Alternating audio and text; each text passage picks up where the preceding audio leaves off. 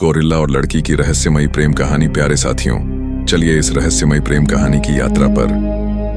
प्यारे साथियों, आपका स्वागत है मिस्टर बायोहैक्स के एक नए एपिसोड में। प्यारे मित्रों, मेहरगढ़ के एक छोटे से गांव नीलगिरीपुर के लोग हमेशा से जंगलों से डरते आए हैं। गांव के चारों ओर फैले घने जंगलों को लोग कालवन कहते थे।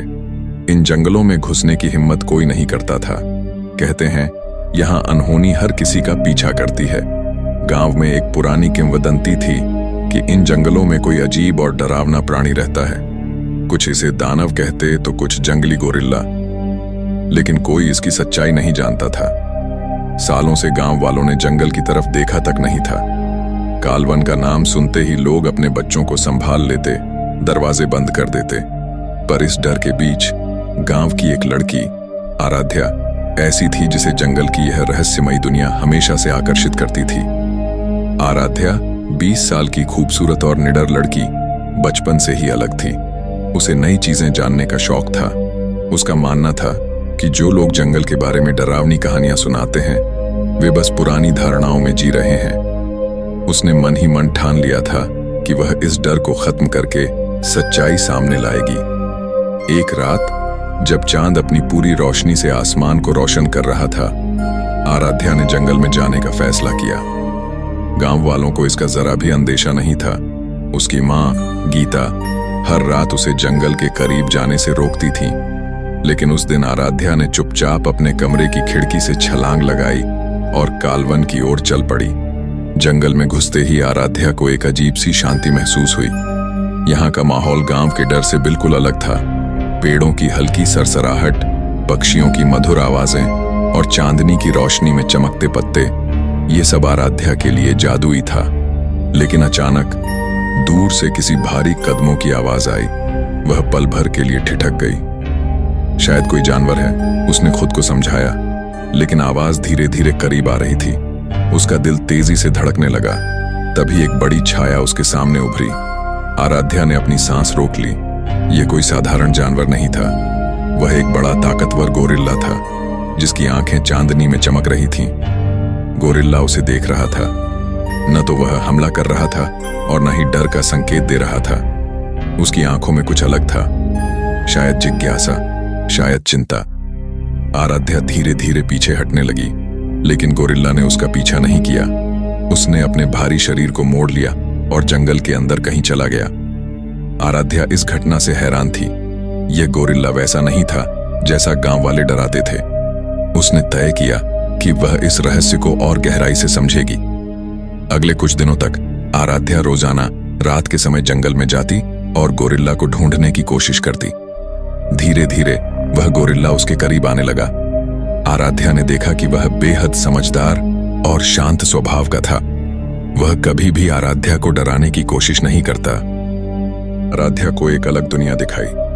उसने उसे जंगल के खूबसूरत झरने, फूलों की घाटियां और ऐसे जानवर दिखाए जो आराध्या ने पहले कभी नहीं देखे थे।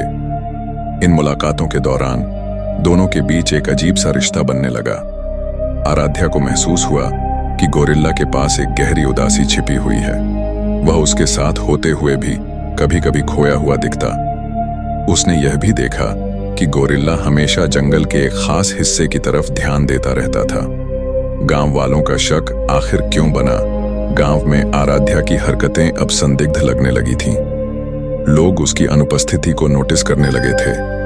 उसकी मां को भी चिंता होने लगी। एक दिन गांव के मुखिया ने गांव वालों को बुलाकर कहा, हमारे बच्चों को जंगल में जाने से बचाना होगा।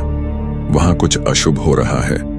मैंने पिछले कुछ दिनों से अजीब सी हरकतें देखी हैं। लोगों ने तय किया कि वे जंगल में जाकर स्थिति का पता लगाएंगे। एक रात जब आराध्या और गोरिल्ला एक झरने के पास बैठे थे, जंगल में मशालों की रोशनी दिखाई दी। यह गांव वाले थे। उन्होंने गोरिल्ला को देखा और चीखने लगे, यही है वह दानव, इसे मार दो। आराध्या ने गोरिल्ला के सामने खड़े होकर चिल्लाया, नहीं, यह कोई दानव नहीं है। यह हमारी तरह ही एक जीव है। यह हमें कोई नुकसान नहीं पहुंचाना चाहता। गांव वालों ने आराध्या की बातों पर विश्वास नहीं किया, लेकिन तभी गोरिल्ला ने कुछ ऐसा किया जिसने सबको चौंका दिया। उसने एक पुराना ताबीज निकाला जो उसकी गर्दन में लटका हुआ था। ये वही ताबीज था जिसे गांव की एक औरत ने सालों पहले गुम होने की कहानी बताई थी। गांव के बुजुर्ग ने ताबीज को पहचान लिया।